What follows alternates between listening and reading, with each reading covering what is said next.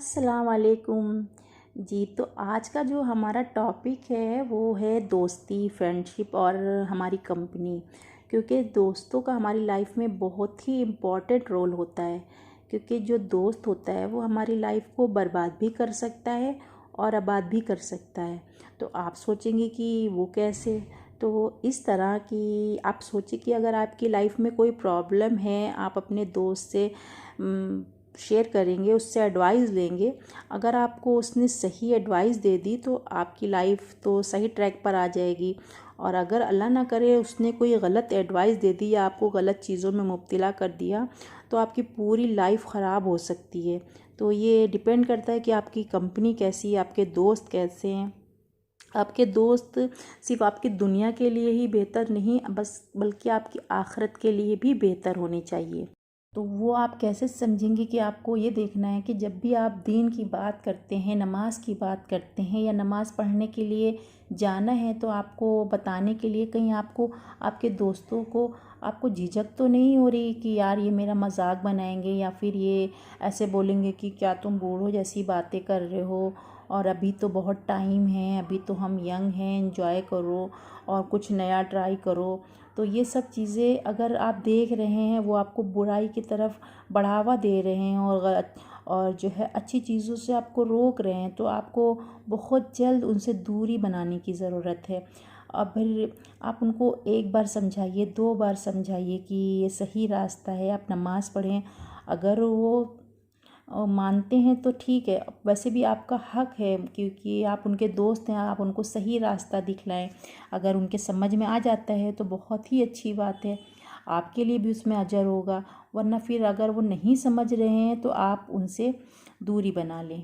क्योंकि हमें अपनी आखिरत भी तो देखनी है, क्योंकि हमें ये देखना है कि हमारी ऐसी कंपनी तो नहीं, ऐसे ग्रुप में तो नहीं है हम कि हमें कूल बनने के लिए उनमें एडजस्ट होने के लिए कुछ दीन की बात, अल्लाह का ज़िक्र करना ही हम छोड़ दें। कि हालांकि हमें हर जगह हर महफ़िल में अल्लाह का ज़िक्र करना चाहिए। वो महफ़िल क़यामत के दिन बहुत ही ख़सारे में होगी जो अल्लाह का ज़िक्र किए बिना ही उठ जाए।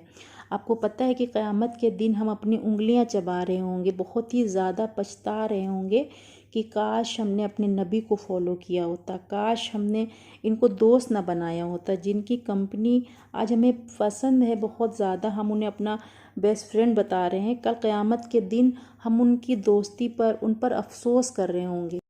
तो आज से ही ध्यान दें कि दोस्ती अच्छे लोगों से करें जो नेक और वफ़ादार हो और क़यामत के दिन हमें पछताना ना पड़े। अगर आप भी किसी से मतलब के लिए दोस्ती करते हैं तो वो दोस्ती नहीं है, बल्कि हमें तो अल्लाह की रज़ा के लिए दोस्तों से मोहब्बत करनी है, अपने भाई से मोहब्बत करनी है। क्योंकि जब हम अल्लाह की रज़ा के लिए किसी से मोहब्बत करते हैं तो अल्लाह ताला भी हमसे मोहब्बत करते हैं और हमारे दर्जों को बढ़ा देते हैं। और क़यामत के दिन जब लोग गर्मी और तपिश से बेहाल बिलबिला रहे होंगे तो अल्लाह ताला उन लोगों को अपने ख़ास साए में जगह देंगे जो लोगों ने अल्लाह की रज़ा के लिए दुनिया में एक दूसरे से मोहब्बत करते थे। एक प्यारी सी हदीस भी है कि एक शख्स अपने भाई से मिलने जा रहा था तो उसे रास्ते में फ़रिश्ता मिलता है। तो फ़रिश्ता उससे पूछता है कि तुम कहाँ जा रहे हो? तो वो शख्स कहता है कि मैं अपने भाई से मिलने जा रहा हूँ। तो फ़रिश्ता कहता है क्यों, क्या हुआ, क्या तुमने उसको कुछ माल दिया था जो तुम लेने जा रहे हो?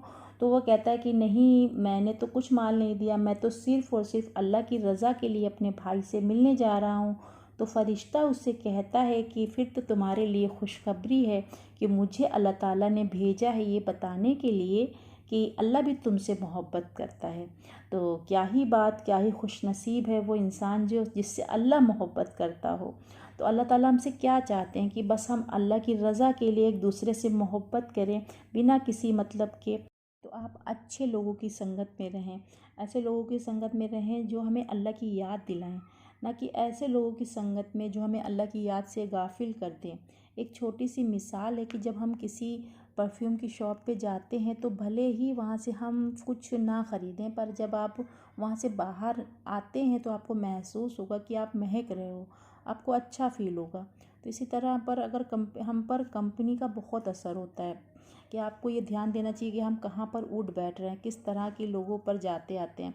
तो इसी तरह एक ऐसी जगह है जहाँ पर गंदगी है, धुआं है, भले ही आप वहाँ पर मतलब कुछ काम नहीं किया आपने, वहाँ पे किसी चीज़ को आपने टच भी नहीं किया, पर आप जब बाहर आओगे वहाँ से तो आपको बहुत ही गंदा फील होगा।